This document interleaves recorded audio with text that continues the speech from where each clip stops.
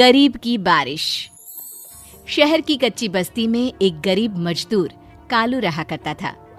कालू के घर में उसकी पत्नी जानकी थी। जानकी लोगों के घरों में झाड़ू पोछा करके कुछ पैसे कमा लेती थी और वहीं कालू किसी तरह मेहनत मजदूरी करके 2 वक्त की रोटी का जुगाड़ कर लेता था। कुछ दिनों से हो रही बारिश के कारण कालू की मजदूरी बंद हो गई थी। अरे जानकी, इस बार तो बरसात ने हद ही कर दी, रुकने का नाम ही नहीं ले रही। कुछ समझ में नहीं आ रहा, अगर इसी तरह काम पर नहीं गया तो 2 वक्त की रोटी का जुगाड़ कैसे होगा। अरे तुम चिंता क्यों करते हो, बारिश का क्या है, 1 आध दिन में रुक जाएगी और उसके बाद में फिर से काम शुरू हो जाएगा। अरे 3 दिन तो हो गए, बरसात तो रुक ही नहीं रही है और आगे भी रुकने के कोई आसार नहीं दिख रहे। तो क्या हुआ, तुम्हारा काम बंद हुआ है ना? मैं तो अभी भी लोगों के घर झाड़ू पोछा करने जाती ही हूँ। मेरे पगार से कुछ दिन तो निकल ही जाएंगे। अरे घर का खर्चा तो हम किसी तरह चला लेंगे जानकी, लेकिन ये जो छत टपक रही है इसका क्या करेंगे? ये बात तो आपकी सही है। हमारी झोपड़ी अब काफी पुरानी हो चुकी है और इसके छप्पर में भी कई सारे छेद हो गए हैं। रात भर पानी टपकता रहता है। अरे मैं भी इसी बात से बहुत परेशान रहता हूँ। कहीं किसी दिन ज्यादा बारिश आ गई तो हमारी झोपड़ी टूटकर बिखर ना जाए। राम राम राम, ऐसी अशुभ बातें क्यों करते हो? अरे ऐसा कुछ नहीं होने वाला। ये झोपड़ी ही तो हमारा सब कुछ है। अगर यही नहीं रही तो हम जाएंगे कहाँ? ठीक है जानकी, जब तुम्हारी पगार मिल जाएगी तो कुछ पैसे बचाकर झोपड़ी के छप्पर की मरम्मत करवा लेंगे। शायद हमारी परेशानी कुछ कम हो जाए। ठीक है जी, अब ना ज्यादा परेशान मत हो। ये लो, खाना खा लो और सो जाओ। सुबह मुझे भी जल्दी काम पर जाना है। जानकी और कालू अपनी झोपड़ी में सो गए। रात को अचानक से बहुत तेज बारिश शुरू हो गई। धीरे धीरे बारिश का पानी कालू की बस्ती में भरने लगा। पानी भरते भरते झोपड़ी के बाहर तक पहुंच गया था। सुबह के वक्त जब कालू और जानकी सोकर उठे, हे भगवान, ये क्या हो गया? बारिश का पानी तो हमारे घरों तक पहुंच चुका है। अब मैं काम पर कैसे जाऊंगी? रहने दो जानकी, तुम आज काम पर मत जाओ।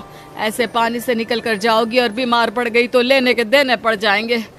लेकिन अगर नहीं गई तो मालकिन लोग नाराज हो जाएंगे। आप जानते हैं ना, बड़ी मुश्किल से 1 दिन की छुट्टी भी नहीं देती है। अरे लेकिन जानकी, झोपड़ी के बाहर तो पूरी बस्ती में पानी भरा है, तुम जाओगी कैसे? जानकी जैसे तैसे करके काम पर चली जाती है, लेकिन अगले दिन फिर से बहुत ज्यादा बारिश होती है और बस्ती में ज्यादा पानी भर जाता है। आज तो मैं तुम्हें किसी भी तरह काम पर नहीं जाने दूंगा। अरे अगर तुम्हें कुछ हो गया तो क्या होगा? ठीक है, तुम ठीक ही कहते हो, आज नहीं जाती। अगर मालकिन नाराज हो गई तो मना लूंगी किसी तरह। अरे मनाने वाली क्या बात है? जब तुम बताओगी कि हमारी झोपड़ी में पानी भर गया है तो वो खुद ही समझ जाएंगे ना।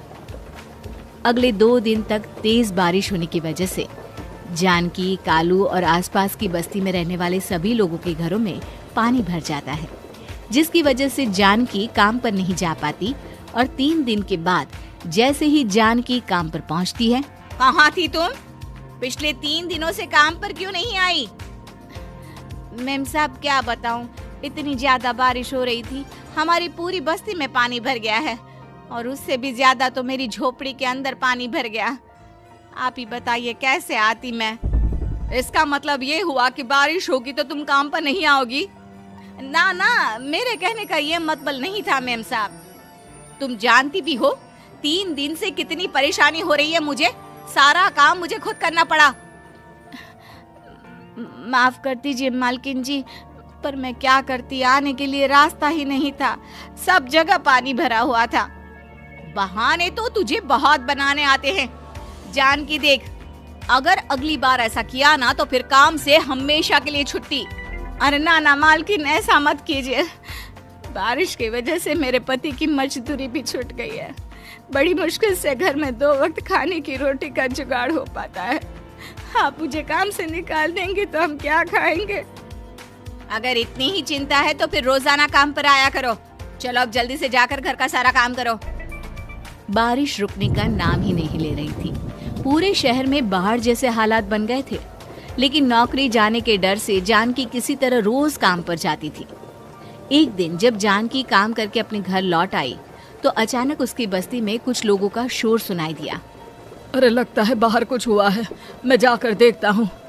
हाँ, पता तो कीजिए, ये बस्ती में लोग इतना शोर क्यों कर रहे हैं। बाहर जाकर कालू ने एक आदमी से पूछा, अरे क्या हुआ भाई, इतना शोर क्यों मचा रहा है? अरे क्या बताए भैया, अपनी बस्ती के बाहर एक पुल टूट गया है और वहाँ पर एक कार फंसी है। थोड़ी देर में अगर किसी ने नहीं बचाया ना तो वो कार पानी में बह जाएगी। ये क्या कह रहे हो भैया, कार के अंदर कोई है क्या?